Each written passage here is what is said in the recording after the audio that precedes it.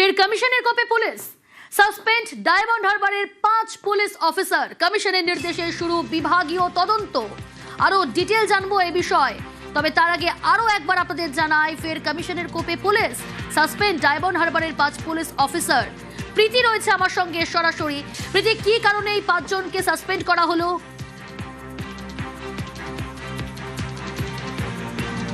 দেখো, তুমি যে বিষয়টা বলছিলে যে ডায়মন্ড হারবার পুলিশ জেলার 5 জন পুলিশ অফিসার তাদেরকে সাসপেন্ড করা হয়েছে। শুধু সাসপেনশন নয়, তাদের বিরুদ্ধে কিন্তু বিভাগীয় যে তদন্ত, সেই তদন্ত শুরু হয়েছে। মূলত এই যে দ্বিতীয় দফার নির্বাচন রয়েছে, সেই নির্বাচন কোথাও গিয়ে প্রভাবিত হতে পারে এবং তারা যে কাজ করছেন সেই কাজে ইনঅ্যাক্টিভনেসের অভিযোগ উঠেই কিন্তু তাদের বিরুদ্ধে এই যে সাসপেনশন করা হয়েছে। তোমাকে জানিয়ে রাখি যে এর পাশাপাশি ডায়মন্ড হারবারের যিনি পুলিশ সুপার রয়েছেন ঈশানী পাল, তাকে সতর্ক করা হয়েছে যে তার আন্ডারে থাকা এই 5 পুলিশ অফিসার যে কাজ করেছেন, ইন ফিউচার বা ভবিষ্যতে যদি আরো অন্য অফিসাররা এরকম কাজ করে তাহলে তার বিরুদ্ধেও কিন্তু, অর্থাৎ ঈশানী পাল পুলিশ সুপার, তার বিরুদ্ধেও কিন্তু পদক্ষেপ করা হবে। তোমাকে জানিয়ে রাখি 5 পুলিশ অফিসার যাদেরকে নিয়ে আমরা কথা বলছি তারা ঠিক কোন পোস্টে রয়েছে এবং তাদের নাম কি। এই 5 পুলিশ অফিসার হলেন যে সন্দীপ গড়াই, তিনি অ্যাডিশনাল এসপি, সজল মন্ডল, তিনি এসডিপিও, মৌসম চক্রবর্তী আইসি ডায়মন্ড হারবার থানার, এবং অজয় বাগ, তিনি ফলতা থানার আইসি, শুভেচ্ছা বাগ, তিনি উস্তি থানার ওসি।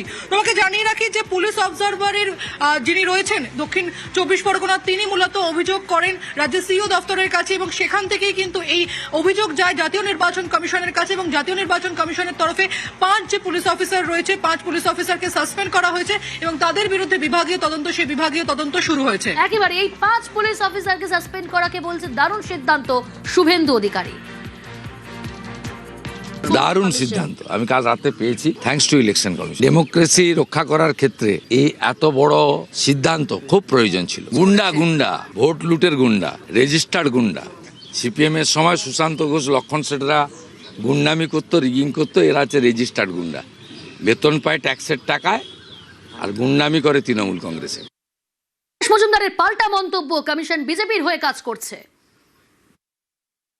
বিজেপির গ্রাউন্ডে কিছু নেই, ওয়ার্কার নেই, সাপোর্টার নেই। এখন ইলেকশন কমিশনকে দিয়ে একে ট্রান্সফার, ওকে সরানো, এই রেগুলেশন এইসব করছে।